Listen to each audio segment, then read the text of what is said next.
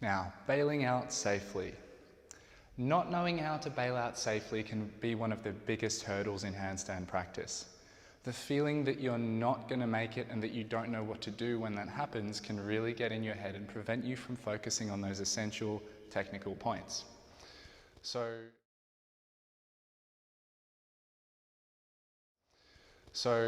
there are a couple of rules that we follow to make handstands safer. And when we follow these rules, the risk is very low.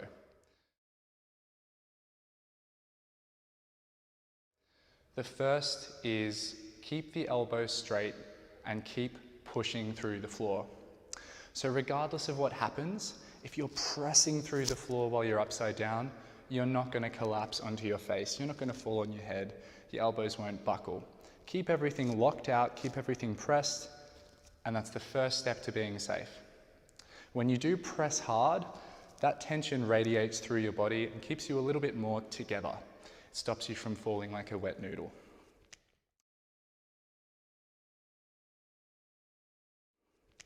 So the second step, or the second rule, is to keep the body facing the ground.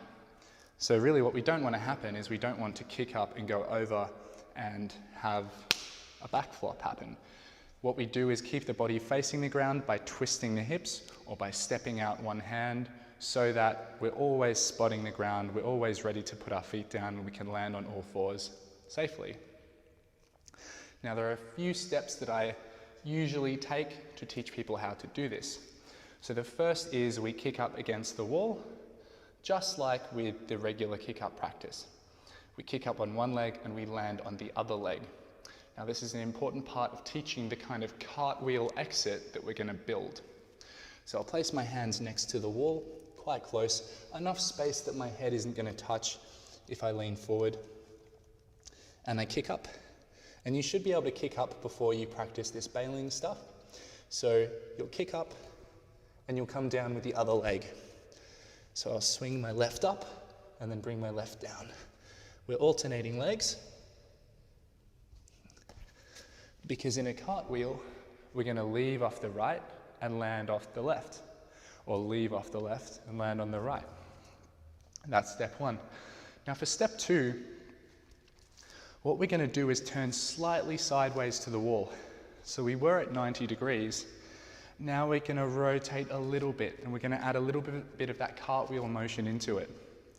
So from here, I'm going to kick up with my right leg, because my left is closest to the wall, so I push off the close leg.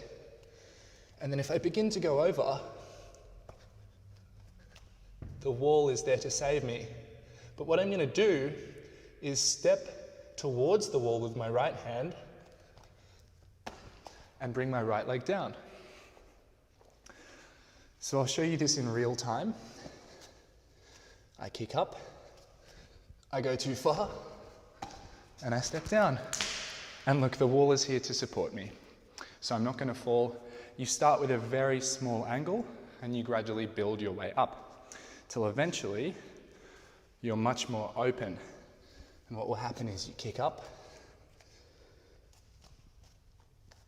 you step, and the wall is there to support you.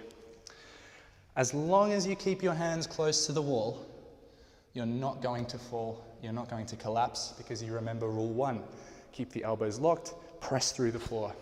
You're just going to end up in a cartwheel. And we develop towards the point where I can kick up forward, overbalance, and save myself. So we never need to flop. That is how you bail out of a handstand.